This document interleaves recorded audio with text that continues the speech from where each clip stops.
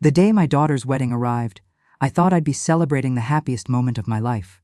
Instead, I received a demand that broke me. My son-in-law looked me straight in the eye and said, "The greatest gift you can give us for this wedding is to disappear from our family forever." So I did what he asked. But what happened next turned the tables in a way no one could have imagined. Before I continue, subscribe for more stories of love, betrayal, and karma, just like this one. The day my daughter's wedding arrived, I thought I'd be celebrating the happiest moment of my life. I had imagined it for years, seeing her walk down the aisle in that flowing white gown, her smile brighter than the sun, the world pausing for just a second to acknowledge that everything I had done as a mother had led to this perfect moment. Instead, I received a demand that broke me in a way I never could have anticipated. My son-in-law, the man my daughter had chosen to spend her life with, looked me straight in the eye and said, "The greatest gift you can give us for this wedding is to disappear from our family forever." I froze. My hands trembled, and for a moment I thought my heart had stopped. I wanted to laugh, to think this was some cruel joke, but the dead seriousness in his eyes left no room for doubt. He wasn't joking, he was serious, and in that instant, the ground beneath me seemed to vanish. I remember standing there, the room buzzing with family chatter, the florist arranging delicate roses, the soft hum of classical music drifting from hidden speakers, and yet it all felt like it was happening underwater, muffled and distant. The world as I knew it had tilted, and I didn't know which way was up.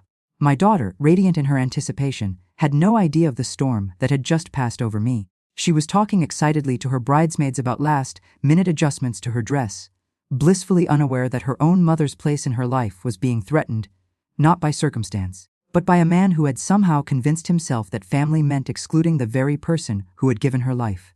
I wanted to speak, to argue, to demand some explanation, but the words lodged in my throat. I could feel my pulse hammering against my temples as a swirl of emotions collided inside me: shock, disbelief, anger, sadness, and an odd, creeping sense of detachment. How could anyone, think that asking a mother to vanish was acceptable? Did he not see me? Did he not understand that I had given everything? My time, my love, my sacrifices, for the woman who now stood in a pristine gown, smiling with the excitement of a bride ready to start her life. I wanted to scream, to break something, but instead, I took a slow, shuddering breath and forced myself to smile. I had learned over the years that anger rarely solves anything, but it does teach you patience, strategy, and the wisdom to walk away when necessary. As I watched my daughter laughing with her friends, I realized that the decision was being made for me, not by my daughter, not by circumstance, but by the audacity of a man who had inserted himself into our lives with entitlement and arrogance. The truth hit me like a wave sometimes. The people we trust to love and protect our children are not the heroes we imagine, and sometimes the greatest gift we can give to those we love is not our presence, but our absence. That thought, dark and bitter, settled into me with the weight of inevitability. I could stay, live in quiet humiliation, be forced into a shadow where I was tolerated but never truly respected, or I could leave, take my dignity with me, and allow life to unfold in its messy, karmic way. The decision was not easy. The idea of leaving my daughter on her wedding day, abandoning the last major milestone where I should have stood as her proud mother, cut into me like a knife. But I knew in my bones that staying would cost me more than that fleeting moment of presence.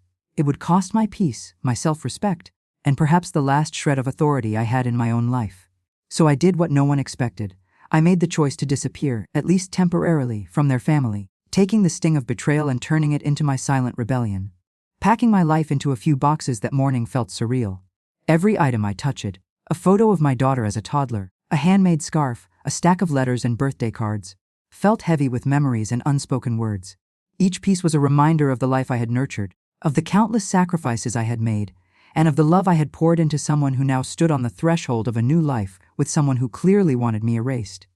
I paused often, staring at objects I had held for decades, asking myself if I was doing the right thing. But even as guilt tried to seep in, even as a whisper of doubt tried to tell me I was overreacting, I felt a strange sense of liberation. There was power in choosing yourself, in reclaiming the life you thought you had lost the right to protect. Walking out of the house that morning was nothing like leaving for a trip or a visit. It was a deliberate, conscious act of departure, a decision made with full awareness of the consequences. I didn't look back at the grand house where my daughter had grown up, nor did I glance at the freshly trimmed garden where we had spent countless afternoons planting flowers together. I didn't need to. The memories were already stitched into me, part of the fabric of my being, and leaving the physical space behind was simply a step toward reclaiming my narrative. The first hours of being alone in the car felt strange. The city streets hummed around me, people moving about their lives, oblivious to the private revolution I had set into motion. I called a few friends under the guise of errands, claiming I needed to handle some personal business. But I said nothing of the storm I had just left behind. Every turn of the wheel felt like both an escape and a surrender. Could I really step away from my daughter's wedding? Could I really turn my back on what society, friends, and family would perceive as sacred?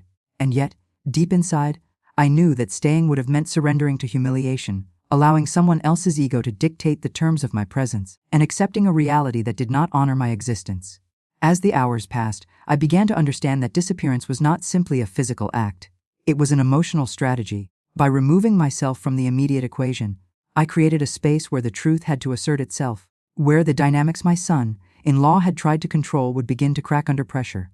I imagined him confident and smug, believing he had orchestrated the perfect scenario. The mother-in-law silenced, out of sight, rendered irrelevant. And I smiled bitterly, because he did not realize that absence often speaks louder than presence, and that the consequences of underestimating someone you think is weak can be catastrophic. Back at the wedding, I could only imagine the subtle chaos my absence would create. The photographer noticing an empty chair, the sister of the bride glancing around in confusion, my daughter assuming I was tied up with last-minute errands, unaware of the true reason. My heart ached at the thought, but I allowed myself the small comfort that I had chosen my path with clarity, integrity, and a refusal to be diminished. There was a strange thrill in knowing that the game had shifted, that the rules had changed without anyone realizing it yet. By evening, I had reached a small inn on the outskirts of the city. It was modest, quiet, unremarkable, perfect for blending into a life that no one in my family could trace. Sitting by the window, watching the lights of passing cars, I let myself breathe for the first time in weeks. The tension, the humiliation, the internal debate, they all fell away, leaving a raw sense of survival and awareness. I was still a mother, still a protector, still someone who loved deeply. But I was also a woman who refused to be sidelined, who refused to be erased by someone else's insecurities and arrogance. That night, I called a trusted friend and spoke for hours, recounting the confrontation with my son-in-law, the impossible demand, and the feelings that had driven me to this choice. Their voice on the other end, calm and steady, reminded me that absence was not defeat. It was a strategic withdrawal, a way to preserve my dignity while the forces of deception and ego played themselves out. I felt a flicker of hope. Perhaps this disappearance, painful as it was, might ultimately reveal truths that had been hidden, allow my daughter to see the man she had chosen for who he really was, and teach everyone involved a lesson about respect, boundaries, and the power of choosing oneself. Sleep came fitfully that night, haunted by memories of laughter, love, and the sharp sting of betrayal. And yet, in the quiet darkness of that unfamiliar room, a plan began to form. Disappearance was only the first act. Observation, patience, and timing would come next. I would remain unseen, unnoticed, but I would not be powerless. The storm had passed, but the ripple effects were just beginning, and I felt a strange, quiet thrill at the thought of what was to come. By the next morning, the reality of my absence had begun to settle in. I imagined my daughter's face when she noticed I wasn't in her wedding photos, the subtle confusion that would spread among her friends and family. And then I pictured my son-in-law's smug expression faltering, the first crack in his confident facade appearing where he least expected it. The knowledge that I had taken the first step in reclaiming my agency, that I had refused to let humiliation define me, gave me a renewed sense of purpose. Disappearance was not surrender, it was strategy, it was patience. It was preparation for a revelation that would shock everyone. And so, with the dawn light streaming through the small window of the inn, I made a silent vow. I had left, yes, but I had not abandoned. I had only stepped aside, waiting for the perfect moment to show that no one who underestimates a mother's love, a woman's strength, or the consequences of their arrogance remains unscathed. This was only the beginning, and what would happen next would change everything, in ways that no one, least of all my son-in-law, could ever anticipate. The first days of my disappearance were the hardest. Each morning I woke to the quiet hum of a world that had no idea I existed. The inn was modest and nondescript, with peeling wallpaper and a faint smell of old wood, but it was perfect for blending in, perfect for letting the world believe I had simply stepped away for a while. I kept my phone off most of the time, my emails unanswered, my social media inactive. It was strange how freeing it felt to be invisible, even though invisibility carried its own weight. Being unseen was both a relief and a reminder that I had crossed a line, that I had removed myself from the life of my daughter and the family I had nurtured for decades. At first, the loneliness hit like a wave I couldn't swim against. The mornings were the worst. When the sun poured through the thin curtains and I realized I had no reason to get up except to feed myself, wash, and exist.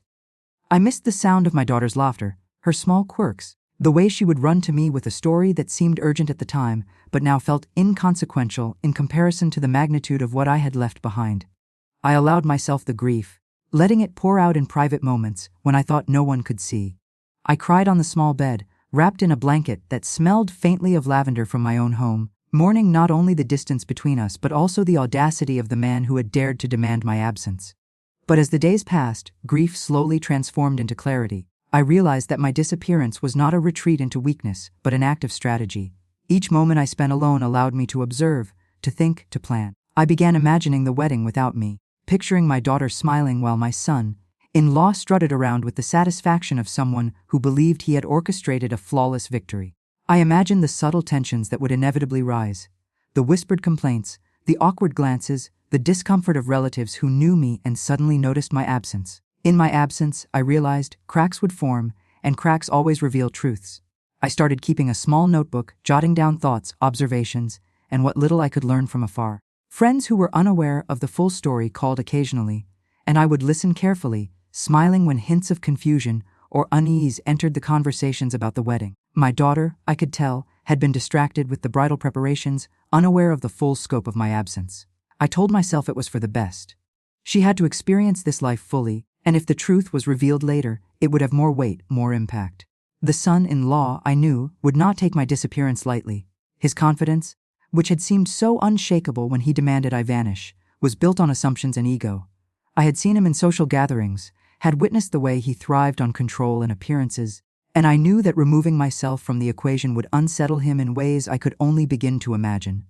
It was strange to feel a sense of power in absence, to realize that someone so domineering could be undermined simply by refusing to play the role he had assigned to me. I spent the afternoons exploring the small town near the inn, trying to distract myself from thoughts that threatened to spiral. The quiet streets, the little cafes, the occasional nod from a stranger who had no idea who I was. These simple interactions reminded me that life continued beyond the walls of my previous existence. I could exist without the weight of expectations, without the constant tension of family politics and social niceties. And yet, despite the freedom, a small part of me ached to hear my daughter's voice, to see her smile, to know that she was truly happy. News from the wedding trickled in through whispers, phone calls, and social media. Photos of the ceremony, the decorations, the smiling faces of relatives and friends appeared, but I made a deliberate choice to remain removed. I didn't comment, didn't react, didn't let my presence be known. It was hard, but each post, each image reinforced my decision. The son-in-law's smugness, I imagined, was being challenged silently by the void I had created. Every picture that failed to capture me, every comment that hinted at my absence, was a small victory, a reminder that presence is not always power, and that absence can be a weapon when wielded with care. I began to notice the subtle consequences of my disappearance. Relatives who had always relied on my guidance seemed flustered, the smooth orchestration of the wedding becoming slightly off balance. Aunts whispered to each other, questioning why I wasn't present. The Catters seemed uncertain, remembering my meticulous ways of handling details. Even my daughter's closest friends began to notice my absence in minor, almost imperceptible ways. I allowed myself a quiet satisfaction. My absence was speaking volumes, creating ripples that were unseen yet deeply felt. Late one evening, I received a call from an old family friend who had attended the wedding. Her voice was hesitant, laced with uncertainty. "I don't know how to say this," she said, "but your daughter looked it off." She was radiant, yes, but something was missing. "People noticed that you weren't there. And well, your son-in-law, he seemed different. Not himself." I felt a shiver run down my spine. Even from a distance, my presence or absence was altering the dynamics I had left behind. I smiled faintly, feeling a surge of vindication tempered with a deep longing for my daughter. Days turned into a week, and the sense of disconnection deepened. I found myself reflecting on the years that had led to this moment. The moments of sacrifice, the nights spent worrying over illnesses, the countless ways I had tried to ensure my daughter's happiness. And yet, all of that had led to this, a confrontation that demanded my erasure from their lives. The injustice of it burned, but alongside it grew a steely resolve. If this was the path that had been laid out by arrogance and ego, then I would navigate it with strategy, patience, and an unyielding commitment to integrity. I began planning small steps to observe from afar, to gather information, to subtly influence outcomes without revealing my hand. There were phone calls I could make, discreet contacts within the extended family, friends who could act as my eyes and ears. The idea of operating from the shadows gave me a sense of control I had not felt in years. It was empowering, though bittersweet, because it meant accepting that my daughter might temporarily believe that I had abandoned her entirely. The trade-off was necessary. Sometimes truth carries more weight when absence forces reflection, and sometimes lessons are learned in the spaces we leave behind rather than in the words we speak. The son-in-law, I imagined, must have been growing increasingly anxious. His plan to erase me, to establish dominance and control, was beginning to falter under the simplest pressure, the unknown. In his world, control meant having everyone visible, monitored, and predictable. My absence introduced uncertainty, and uncertainty breeds mistakes. I pictured him pacing, calling advisors, fretting over minor details, realizing that the void I had created was not empty. It was a space charged with observation and quiet power. I began receiving fragmented stories through mutual friends, hints of tension that my absence had sparked. A cousin noticed the missing presence at the head table. A distant aunt wondered why I hadn't participated in the family photo. Even my daughter's maid of honor called, oblivious to my presence, describing fleeting moments of unease, moments that suggested that the foundation my son-in-law believed he had built was already cracking. These tiny details, seemingly insignificant, were building toward something larger. Each one confirmed that absence can speak louder than confrontation, that a decision made with dignity and patience can wield more influence than any argument or show of force. And yet, I could not ignore the pangs of guilt.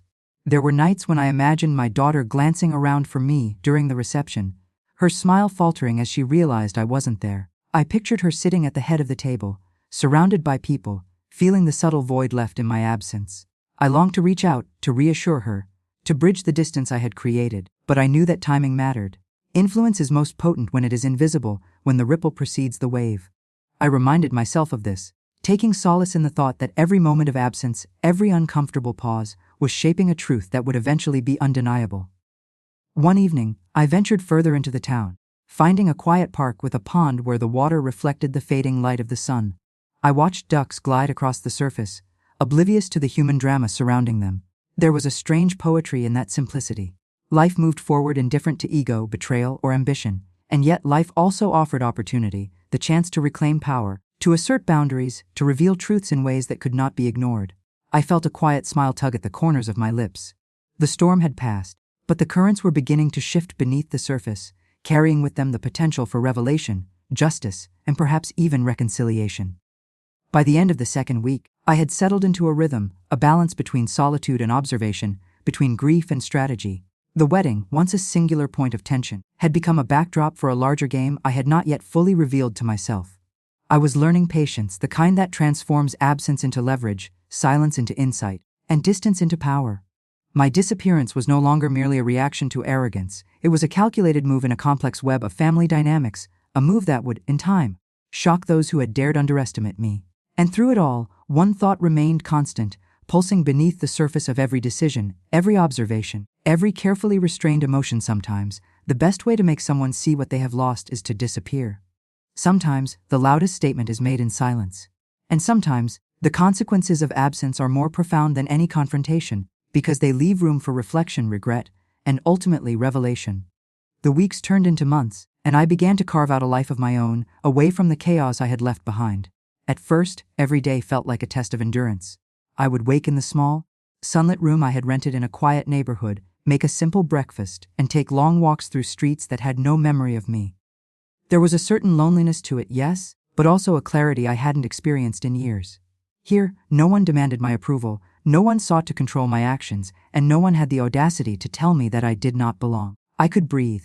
I could exist without justification, without compromise, without the ever-present tension of trying to fit into someone else's narrative. I took up small tasks to keep myself occupied, volunteering at the local library, helping out in a community garden, learning to cook new recipes.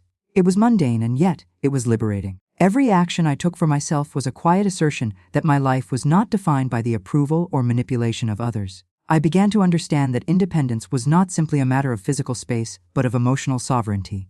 I had taken myself out of a toxic dynamic, and in doing so, I discovered a power I had forgotten existed: the ability to shape my own destiny, to live deliberately, and to act strategically without interference. Even as I settled into this new rhythm, I could not completely silence the thoughts of my daughter and the life I had temporarily abandoned. I imagined her sitting at her new home with her husband, decorating for the holidays, celebrating birthdays, navigating the ups and downs of married life. I feared she might resent me, believe I had abandoned her, or worse, that the man she had chosen had succeeded in erasing me from her life entirely. That thought stung more sharply than anything else, because the love I felt for her was unshakable, and the knowledge that she might suffer from misunderstanding or manipulation was unbearable. It was during one of my evening walks that I began noticing the first signs of disruption in their household. Word came to me, indirectly, through mutual friends and distant family members. The son-in-law, who had once seemed so composed and self-assured, was showing cracks in his armor. A minor business deal he had boasted about publicly had gone awry. Guests at family gatherings had begun whispering about tension between him and my daughter. The house, once the picture of perfect order and harmony, was showing subtle signs of strain. These were not major catastrophes, but small cumulative moments that hinted at the fragility of the image he had carefully cultivated. I allowed myself a small smile. Even from afar, I could see that my absence was exerting influence in ways I had anticipated. The son-in-law's arrogance had been built on the assumption that he could control everything, that he could manipulate perception, and that he could erase me without consequence. Yet the reality was more complex, and every subtle disruption, every whispered complaint, every fleeting sign of unease was a reminder that control is always temporary, and absence can be more powerful than presence when wielded correctly. During this time, I began keeping detailed notes recording not only the events I learned about but also my reflections on strategy. I analyzed patterns of behavior, observed interactions, and contemplated the best ways to leverage my knowledge when the time was right. It was not malicious, it was calculated. I had no intention of causing unnecessary pain to my daughter, but I recognized that the son-in-law's hubris had created an opportunity to reveal truths that had been hidden behind charm and manipulation. Patience, I realized, was the ultimate instrument of influence. Living alone also gave me the chance to reflect deeply on my own life beyond the family drama. I explored old passions that I had neglected, painting, reading books I had long postponed, journaling in ways that were purely for myself. I reconnected with friends I had lost touch with over the years and discovered the richness of relationships built on mutual respect rather than obligation. The independence was intoxicating, not in a frivolous way, but as a reclamation of self. I had learned that strength is not only in confrontation, but also in the quiet confidence of being comfortable with one's own presence. Yet even in this self-imposed exile, I remained acutely aware of my daughter. I followed her life from a distance, observing milestones, birthdays, and small triumphs through social media updates and the occasional indirect report from family friends. There was a bittersweet ache in this, a reminder that love sometimes requires restraint and that influence can be exerted without direct contact. Each update, each photo, was a reminder of why I had made the painful choice to step away, to protect myself, maintain dignity, and prepare for a moment when truth would have maximum impact. And then, subtle signs of the son-in-law's unraveling became more pronounced. Reports trickled in about disagreements he had with business partners, arguments that had escalated at family dinners, and moments of tension that were previously unthinkable. The confident, smiling man who had demanded my disappearance now seemed fragile, overly concerned with appearances, and increasingly desperate to assert control. It was fascinating to watch, even from a distance, how the structures he had relied upon were beginning to crack under the weight of his own hubris. One afternoon, I received a call from an old friend who had attended a casual family gathering. "He's different," she said hesitantly. "She's snapping at people, micromanaging, and you can tell he's tense. The family is on edge, and your daughter, she looks exhausted. She's trying to hold it together, but something is off." I listened carefully, absorbing each word. It was a small piece of a larger puzzle, but it confirmed my observations. The son-in-law's efforts to control and manipulate were failing, and my absence had created a void he could not fill. I began considering how I might influence events more directly without revealing myself prematurely. I made discreet calls, offered guidance to mutual friends who could act subtly, and observed patterns that would allow me to intervene at the right moment. It was not about revenge. It was about restoring balance, revealing truth, and protecting my daughter from the manipulations she could not yet see. I had learned through decades of life that timing is everything, and that influence is most effective when invisible, indirect, and deliberate. As I settled further into this new life, I also encountered moments of profound self-discovery. I realized that my identity had always been intertwined with the roles I played for others: mother, wife, caregiver, organizer, and that removing myself from those expectations allowed me to see who I truly was. I discovered resilience I had forgotten, creativity I had neglected, and a clarity of thought that came only with distance from the chaos. Each day reinforced the lesson that absence can teach as much as presence, and that stepping away is sometimes the most powerful form of engagement. Despite the growing sense of empowerment, I did not lose sight of the emotional stakes. I thought often of my daughter, imagining the moments when she might feel my absence most acutely, the pangs of confusion, the silent questions that would arise in her mind. I hoped that when the truth emerged, she would understand that my disappearance had not been abandonment, but a strategic move to preserve dignity, protect love, and expose the fragile foundations of the life her husband had tried to impose upon her. Then came a moment that confirmed the unfolding drama in ways I had anticipated but not fully expected. A mutual acquaintance mentioned a minor family dispute that had escalated into a heated argument between my daughter and her husband. The son-in-law, frustrated by circumstances beyond his control, had revealed cracks in his carefully maintained facade.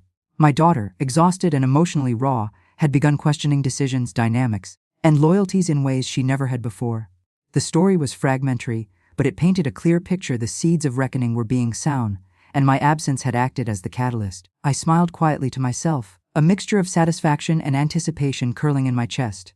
Months of careful observation, strategic withdrawal, and patience were beginning to bear fruit. The son-in-law's overconfidence, his assumption that absence equated to defeat, was unraveling precisely as I had foreseen. And yet, the ultimate revelation, the moment when the full truth would be undeniable, was still to come. Patience, I reminded myself, was the quiet but most potent instrument of influence. As the days passed, I began to feel a renewed sense of purpose. My life had become a delicate balance of solitude, observation, and subtle maneuvering. I had not abandoned love. I had refined it.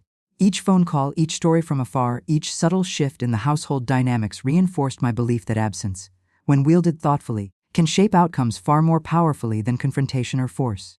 I started envisioning the eventual moment of truth. The moment when my daughter would understand the reality of her husband's manipulations, when the family would recognize the depth of my strategic patience, and when the son-in-law would be confronted with consequences he had never anticipated. It was a future framed not by vengeance, but by revelation, by the undeniable power of integrity and foresight. The thought filled me with a quiet, determined joy. And so, as the sun set each evening over the small town where I had chosen to disappear, I sat by the window of my modest apartment, notebook in hand, planning, reflecting, and observing. The son-in-law's facade was cracking. My daughter was beginning to see fragments of the truth. And I, once sidelined, once humiliated, had become a quiet force shaping events from afar. The journey of absence had transformed into a journey of empowerment, insight, and inevitability. What was to come would shock everyone, not because of anger or spite, but because truth, finally, has a way of revealing itself with dramatic clarity. The subtle cracks I had observed for months widened into fissures I could no longer ignore. Reports reached me from various sources, small details that at first seemed insignificant, but when woven together, painted a portrait of chaos, incompetence, and concealed dishonesty. My son-in-law, the man who had demanded I vanish, was slowly unraveling, and it was happening in ways that even he could not anticipate. It began with whispers of a secret deal gone wrong. He had invested in a business venture, supposedly low risk, and it had collapsed spectacularly. The news had been contained, but the ripple effects were unavoidable. Creditors were calling, employees were uneasy, and rumors began circulating among friends and family. Those who had once admired his calculated confidence now questioned his judgment. Noticing cracks in his polished exterior, I allowed myself a quiet, satisfied smile. Absence, it seemed, had a way of revealing truths that presence could never expose. I decided it was time to intervene, not directly but subtly. From afar, I began nudging events into motion. Through mutual friends and discreet contacts, I passed along gentle reminders, hints, and suggestions that encouraged transparency without ever revealing my involvement. A carefully worded text here, a seemingly casual remark there, all designed to lead those around him to question, investigate, and ultimately uncover what he had tried to conceal. My goal was not revenge, it was revelation. I wanted the truth to emerge organically, with consequences that reflected the arrogance and deception that had caused my disappearance in the first place. Meanwhile, my daughter began to sense the tension herself. She was perceptive, intuitive, and emotionally attuned, and she could feel when something in her carefully constructed life was amiss. At first, she blamed minor inconveniences, delayed payments, unexplained arguments, small irritations, but slowly, the pattern became undeniable. She started asking questions, probing for clarity, seeking answers that were consistently unsatisfying. The son-in-law, flustered and defensive, dismissed her concerns, but the seed of doubt had been planted. I observed from afar, noting the subtle shifts in their household dynamics. The confident tone in his messages to friends had faltered. He was increasingly reactive, less strategic, and more desperate to maintain the facade of control. Family members began reporting moments of tension during gatherings, awkward silences, and thinly veiled arguments that had previously been hidden behind forced smiles. Each report was a small victory, a confirmation that absence, when paired with patience and strategic influence, can be a force more powerful than confrontation. One afternoon, I received a call from a distant cousin who had been a silent observer of family events. She hesitated before speaking, aware that her words could carry weight. But I had already learned to interpret the subtleties. "I don't know how to say this," she began, "but there's something he's been hiding. It's financial, I think, and it's affecting everyone. Your daughter is starting to notice, and she's worried." My heart quickened. This was it, the moment when the web of deception would start to unravel publicly. I began to strategize carefully, considering how to guide events so that revelation would be both inevitable and impactful. I made discreet inquiries, confirming the details without exposing myself, and realized the scope of his mismanagement was greater than anyone had suspected. The consequences he had feared in private were now poised to erupt in ways that would shock not only him, but the entire family. I decided to take subtle, deliberate action. Through mutual friends, I suggested that my daughter review certain financial documents, questions she might have overlooked, and connections she should verify. The suggestions were framed as casual advice, inconspicuous enough not to arouse suspicion, but pointed enough to lead her toward discovering the truth. I watched from a distance as she began following these leads, her instincts guiding her with increasing clarity. The process was slow, delicate, but entirely under my control. Absence had become influence, invisibility had become power. The son-in-law, unaware of my orchestrations, became increasingly erratic. His frustration mounted as minor mistakes snowballed into larger problems. Friends reported that he was short-tempered, impatient, and defensive, unable to maintain the image of competence he had carefully constructed. He believed he was still in control, that his secret misdeeds were hidden, but the careful nudges I had placed, combined with his own overconfidence, were dismantling the illusion he had spent years building. Then came the moment I had been waiting for. My daughter discovered inconsistencies that could no longer be ignored. The numbers didn't add up, statements contradicted assurances, the truth was undeniable. She confronted him directly, demanding answers, and the cracks in his composure finally widened into a chasm. His initial defensiveness gave way to panic, then to excuses, then to outright attempts to deflect blame. But the momentum had shifted irreversibly. The carefully cultivated facade was crumbling, and there was nothing he could do to stop it. Watching from afar, I felt a mixture of satisfaction and apprehension. Satisfaction because the truth was emerging, as it inevitably does, and apprehension because I knew the emotional impact on my daughter would be intense. She had been blindsided, manipulated, and deceived, and the revelations threatened to shake the foundations of the life she had trusted to be secure. But I also knew that this was a necessary moment, that revelation was essential for clarity, healing, and ultimately justice. As events unfolded, I continued to intervene subtly. A casual remark here, a pointed question there, all delivered through intermediaries, helped my daughter connect dots she might otherwise have missed.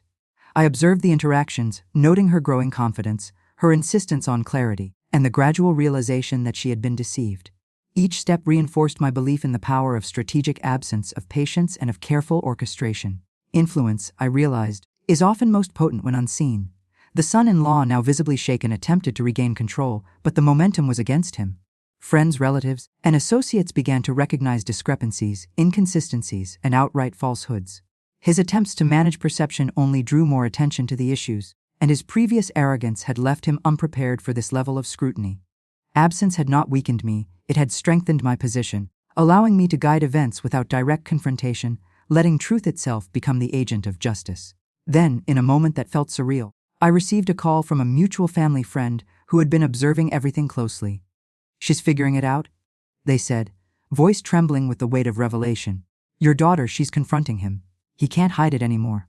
Everyone is watching." I allowed myself a quiet breath, feeling a mixture of vindication, relief, and anticipation. The stage was set for the ultimate revelation, the moment when absence would give way to presence in the most impactful way. I began preparing for my own return, though not yet physically. The timing had to be perfect, the impact maximum. Every observation, every small intervention, had been designed to ensure that when I stepped back into their lives, the truth would be undeniable, the consequences unavoidable, and the lessons indelibly etched. I reflected on the months of solitude, of strategy, of quiet influence, and realized that I had transformed my absence into a formidable force. The man who had demanded I disappear had underestimated not only my resolve, but also the power of patience, observation, and strategic action. As the days passed, I observed my daughter taking control of the situation with increasing confidence. She confronted the son-in-law with evidence, demanded transparency, and insisted on accountability. The household, once dominated by his ego and manipulations, was now being guided by her clarity, strength, and growing awareness. The shift was subtle, but profound. Absence had empowered presence, invisibility had nurtured influence, and truth had begun to assert itself with undeniable force. Then, the final piece fell into place. Through careful coordination, I ensured that the revelations reached the extended family at a moment when the son-in-law could no longer hide, manipulate, or deflect. The truth, previously obscured by charm and deception, now stood in full view, undeniable and shocking. Friends, relatives, and associates witnessed the unraveling of the carefully constructed narrative, and the son-in-law, for the first time, experienced the full weight of accountability. From my distant vantage point, I watched as the consequences unfolded. The arrogance that had demanded my absence now faced the exposure it had earned. The respect I had once feared lost had been preserved through strategic withdrawal. And my daughter, hurt but enlightened, began to see the full scope of the deception she had been subjected to. Absence had revealed what presence could not, and the quiet orchestration of events had ensured that justice, subtle but profound, was served. By the end of this chapter, I realized the power of strategic patience and calculated influence. I had turned humiliation into leverage, absence into authority, and observation into action. The son-in-law, once confident and domineering, had been exposed. My daughter, previously naive in her trust, had gained clarity and strength. And I, once dismissed and undervalued, had demonstrated that influence is not measured by proximity but by wisdom, timing, and the courage to act indirectly when circumstances demand it. The final moments of revelation were satisfying, not in the sense of revenge, but in the affirmation of truth. I had chosen to disappear, yes, but disappearance had become the tool through which justice was orchestrated. I had remained unseen, yet my influence had been felt in ways that were profound, irreversible, and transformative. The twist, the unraveling, the shock that rippled through the household, all of it was the result of absence wielded strategically, a quiet assertion of integrity and power that no one could have anticipated. The day I chose to step back into their lives, I did so not with anger, but with clarity, dignity, and a quiet confidence that comes from knowing the truth. Months of absence, observation, and subtle influence had brought the household to a tipping point. The son-in-law, once arrogant and untouchable, was exposed in ways he could neither deny nor manipulate. The time for shadows and indirect action had ended. The moment for presence, revelation, and accountability had arrived. I returned not as the woman he had dismissed, but as the force he had underestimated. The moment I walked through the familiar front door, I felt a surge of empowerment, unlike anything I had known before. My daughter, who had been navigating the treacherous waters of betrayal and deception, turned toward me in shock. Her eyes widened, a mixture of relief, disbelief, and an unspoken question filling the space between us. I smiled softly, letting the silence speak before words could. In that pause, she understood that I had not abandoned her, that my absence had been deliberate, and that I had been orchestrating the path toward truth and justice all along. The son-in-law, seated in the living room, stiffened the moment he saw me. His face, once smug and confident, contorted with unease. He realized instantly that the woman he had thought powerless, the mother-in-law he had demanded vanish, had returned at the precise moment when his carefully constructed illusions had collapsed. For the first time, I saw fear in his eyes. Not the petty fear of being caught in a small lie, but the deep, existential fear of accountability. I did not speak immediately. I let the weight of my presence, combined with the knowledge of all that had come to light, settle over the room. Friends, relatives, and staff who had been quietly observing the household dynamics now bore witness to the culmination of months of tension, manipulation, and unraveling. The room was electric with anticipation, the kind that precedes a revelation so profound that no one can ignore it. Finally, I addressed my daughter. "You have learned a lot in my absence," I said gently, my voice steady but filled with emotion. "You have seen the truth for yourself, and I am proud of the strength you have shown." Her eyes glistened with tears as she stepped forward, wrapping her arms around me in a long, heartfelt embrace. The relief, the gratitude, and the love that radiated from her shook me to my core. In that moment, I realized that absence had not broken our bond. It had strengthened it, allowed her clarity, and paved the way for empowerment that could never be taken away. The son-in-law, unable to speak, shifted uncomfortably. The small lies he had constructed to maintain control had crumbled under the pressure of truth, and the consequences were undeniable. Business partners who had been messled demanded accountability. Family members questioned his integrity, and even casual acquaintances began to see the man behind the facade. The arrogance that had once defined him had become his undoing, and my return, quiet but deliberate, was the final act that underscored the reality: he could no longer escape. I addressed him calmly, my words carrying the weight of both compassion and authority. You demanded my disappearance, believing it would secure your control. What you failed to understand is that absence is not weakness, and patience can be a far more powerful force than intimidation. The truth has a way of revealing itself, and now you are witnessing the consequences of underestimating both love and integrity. His face flushed, the shame and fear mingling with frustration, creating a tension that was almost tangible. The extended family, who had been silent observers until this point, began to murmur, absorbing the implications of what they were witnessing. Some looked at me with awe, others with relief, and a few with quiet admiration for the restraint, strategy, and wisdom I had demonstrated over the months. It was a powerful moment, one that reinforced the lesson that respect is earned through integrity, patience, and the courage to act strategically, even when the world demands immediate confrontation. My daughter, holding my hand, spoke next. I can see now what I couldn't understand before. He tried to manipulate, to control, to make me doubt myself and my instincts. But I see it now, clearly, and I know who has always been on my side. Her voice trembled, filled with both grief and newfound empowerment. The son-in-law, confronted by the combined clarity and presence of mother and daughter, was left with no defense, no charm, no manipulation that could shield him from the reality he had created. I could feel the power of presence after absence in that room. Months of strategic withdrawal, careful observation, and subtle guidance had culminated in a moment where truth, integrity, and love converged. The son-in-law's attempts to assert control had failed spectacularly, his arrogance had been his undoing, and my daughter had emerged stronger, wiser, and more confident than ever. The household, once dominated by tension and deceit, now experienced a shift toward honesty, accountability, and clarity. I took a deep breath, feeling the emotional weight of the months behind me. My journey of disappearance had been painful, filled with doubt, loneliness, and longing, but it had also been transformative. I had discovered resilience, strategic patience, and the power of absence as a tool for influence. I had protected my dignity, guided my daughter toward truth, and ensured that deception could not remain hidden indefinitely. The lessons were profound, not just for my daughter or the son-in-law, but for everyone in the rooms. Absence can be a force of revelation, patience a tool of empowerment, and integrity a shield against manipulation. As the days that followed unfolded, the consequences for the son-in-law became more tangible. Business ventures were scrutinized, financial mismanagement revealed, and personal relationships strained under the weight of exposed deception. The family, initially divided by tension and uncertainty, began to reorganize around truth and accountability. My daughter, supported and guided by her renewed clarity, assumed a role of leadership and decision-making that had previously been undermined by manipulation. The transformation was remarkable, subtle yet profound, and it reinforced the impact of the choices I had made months earlier. In private moments with my daughter, we reflected on the journey, the pain, and the ultimate resolution. I never understood at first why you left, she admitted, tears brimming in her eyes. But now I see you were protecting me, guiding me, and ensuring I would have the clarity to make my own decisions. I understand now that absence was part of your love. I held her close, feeling a profound sense of closure. My disappearance had not been abandonment, it had been a deliberate, strategic act of empowerment, both for her and for myself. The son-in-law, meanwhile, faced the consequences of his actions in both private and public spheres. Accountability, once abstract and delayed, became immediate and undeniable. His arrogance, which had led him to believe he could dictate the terms of relationships and manipulate reality, was dismantled by the convergence of truth, strategy, and presence. I observed this with a mixture of resolve and detachment, knowing that the lessons had been learned, the consequences delivered, and the balance restored.